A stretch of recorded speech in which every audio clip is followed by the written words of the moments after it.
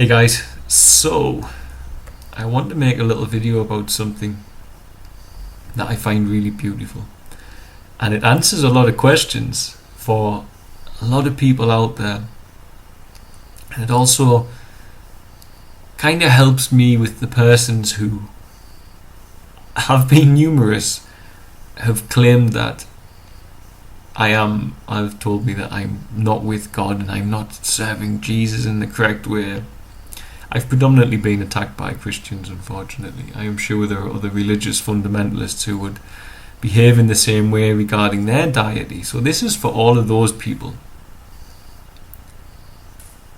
who don't understand and say, if you don't say that it's Jesus, or you don't say it's Muhammad, you don't say it's Buddha, then you're wrong.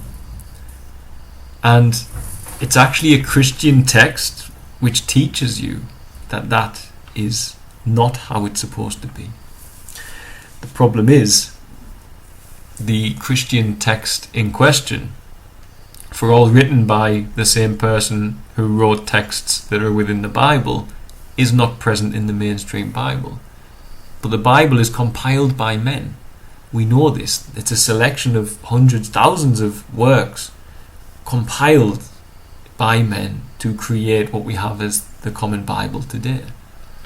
And it was doctored by the Greeks and by the Romans, and they chose which books would go in because it helped those who were choosing which books would go in, presumably. Or they would have brought out other editions of the Holy Word, because these other books and teachings from these persons who are worthy enough to go within the Bible, so that which they wrote, that which they teach, is divine enough and worthy enough to be heard, even if it wasn't published in a Bible by the choice of men. God can't always govern the carnal minds and choices of persons on the planet. If that was so, we wouldn't have the problems we have with war and child abuse and starvation or whatever. We wouldn't have people with greed, etc., because God could influence them always. But unfortunately, God can't always influence persons who are seeking the wrong things, because they're seeking them from the carnal mind. And as the Apostle Paul said, that part of a human, the carnal mind, is not subject to the laws of God. So I want to read something from a scripture called the Acts of John. John is in the Bible, but the Acts of John was excluded from the Bible. So the story, well, let me read the passage first. So this is how the passage in the one I want to focus on in the Acts of John goes. For when he had chosen Peter and Andrew, which were brethren, he come unto me and James my brother, saying, I have need of you, come unto me. And my brother hearing that said, John, what would this child have that is upon the seashore, and called us? And I said, What child? And he said to me again, That which beckoneth to us. And I answered, Because of our long watch we have kept at sea, thou seest not aright, my brother James. But seest thou not the man that standeth there, comely and fair, and of a cheerful countenance? But he said to me, Him I see not, brother, but let's go forth, and we shall see what he would have. And so, when we had brought the ship to land, we saw him also helping along with us to settle the ship. And when we departed from the place, being mindful to follow him again, he was seen of me as having rather bald, but a beard thick and flowing, but of James as a youth whose beard was newly come. We were therefore perplexed, both of us, as to what that which he had seen should mean. And after that, as we followed him, both of us were by little and little, yet more perplexed as we considered the matter. Yet unto me there then appeared this, yet more wonderful thing, for I would try to see him privily, and I never at any time saw his eyes closing, winking, but only open. And oftentimes he would appear to me as a small man, and uncomely, and then against as one reaching in unto heaven. Also there was in him another marvel. When I sat, he would take me upon his own breast, and sometimes his breast was felt of me to be smooth and tender, and sometimes hard like unto stone. so that I was perplexed in myself, and I said, Wherefore is this, say unto me? And as I considered this, and the passage continues, in common modern English, what just happened was they were approaching Jesus on the shore, and he called them to come to the shore. And James said that he could see an older man. He could see a man with a long flowing beard. John, however, is that the right way around? John, however, yes, could see a child, a young child. Yet both were going to the Messiah. They were both going to the Christ. They were both going to that which is deemed as the messenger and the giver of the insight and of the love.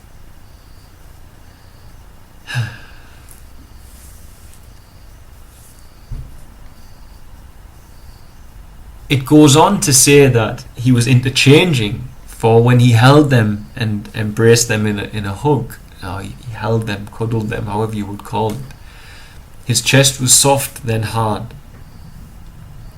Now these are esoteric texts, they're not literal.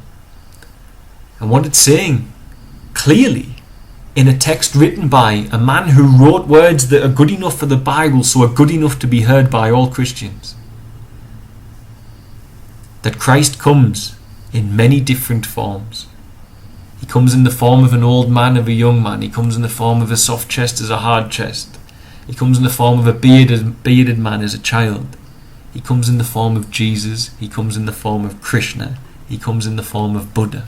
He comes in the form of Zoroaster. He comes in the form of animals for the Native Americans. Well, or Masao is one of the most traditional, prominent Native American. I couldn't remember his name there. But a lot of them worshipped animals as well.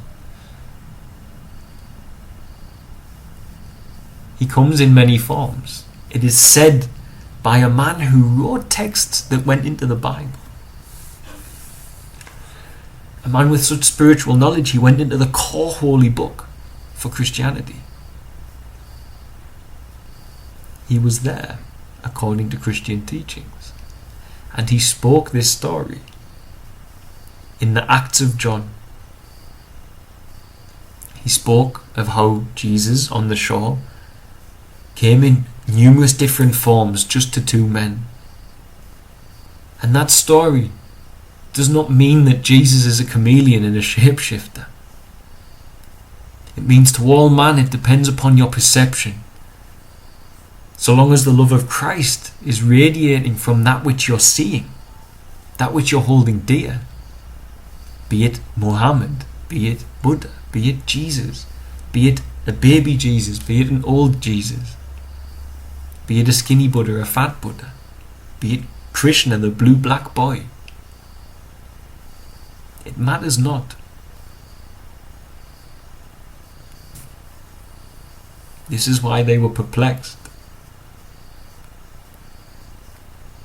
Because that allegory, that teaching, that esoteric text, that chain of events that happened to them is there to teach you that Jesus or the Christ or the love that is God can come in whichever form suits the eyes of those perceiving, the eyes of those seeking.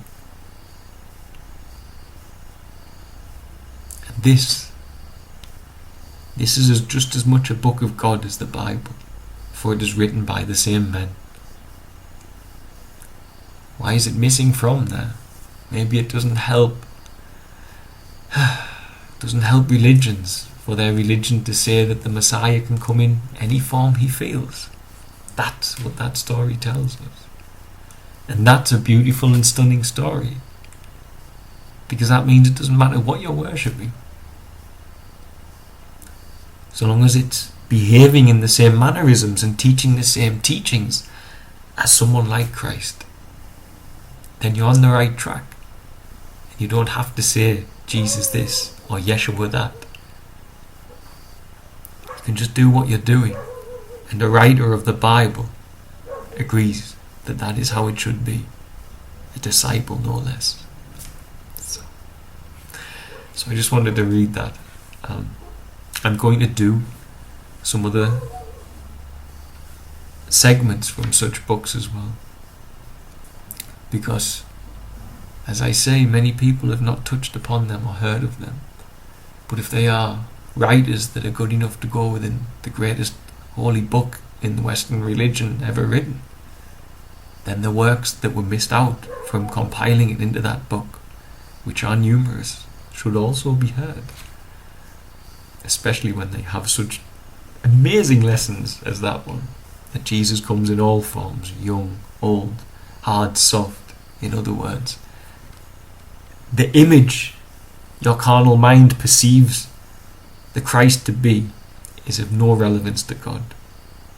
What's of relevance is what it creates with you, and what that image is putting to you is the same message as the traditional image of a Jesus or a Krishna would have. A message of love. Right. So, I just wanted to talk about that. So, the Acts of John, if anyone wants to look into it. Much love, guys. Bye.